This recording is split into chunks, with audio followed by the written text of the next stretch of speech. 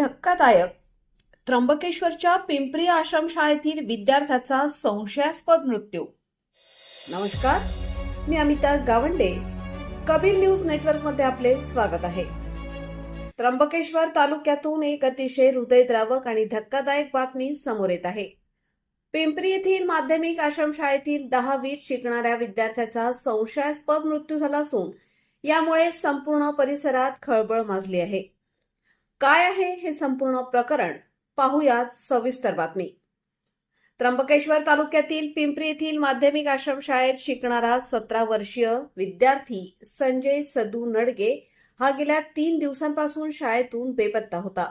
विशेष म्हणजे ज्या दिवशी त्याचा वाढदिवस होता, म्हणजेच 12 मार्च रोजी तो दुपारी 3 वाजेच्या सुमारास शाळेतून बाहेर पडला. ते पुन्हा परतलाच नाही. काल 15 मार्च रोजी दुपारी शाळेपासून साधारण 2 किलोमीटर अंतरावर असलेल्या डोंगरावरील झाडाला संजयचा मृतदेह लटकलेल्या अवस्थेत आढळून आला. गुरे चारणाऱ्या मुलांच्या निदर्शनास ही बाब आल्यानंतर या प्रकरणाला वाचा फुटली. संजयचा मृतदेह आढळताच परिसरात शोककळा पसरली. मात्र त्यानंतर संतापाची लाट उसळली. संतप्त नातेवाईकांनी आणि ग्रामस्थांनी पिंपरी आश्रमशाळेच्या प्रशासनाला घेराव घातला. विद्यार्थी शाळेबाहेर गेलाच कसा, त्याची नोंद का ठेवली गेली नाही, असे प्रश्न विचारत नातेवाईकांनी शाळा प्रशासनाला चांगलेच धारेवर धरले. काही काळ शाळेच्या परिसरात तणावाचे वातावरण निर्माण झाले होते. घटनेचे गांभीर्य ओळखून पोलीस निरीक्षक महेश कुलकर्णी हे तातडीने आपल्या पथकासह घटनास्थळी दाखल झाले. संतापलेल्या नातेवाईकांना शांत करण्याचे मोठे आव्हान पोलिसांसमोर होते. मात्र पोलीस निरीक्षक महेश कुलकर्णी यांनी अत्यंत संयमाने आणि योग्य पद्धतीने परिस्थिती हाताळली. त्यांनी नातेवाईकांशी संवाद साधून निष्पक्ष चौकशीचे आश्वासन दिले, ज्यामुळे परिस्थिती नियंत्रणात आली. संजयचे आईवडील मजुरी करतात.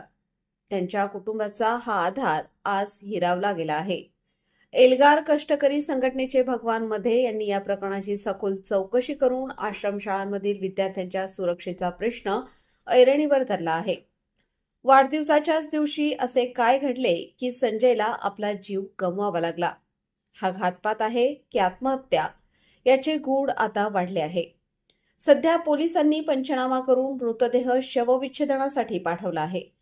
संजयच्या मृत्यूचे नेमके कारण काय हे अहवालानंतरच स्पष्ट होईल.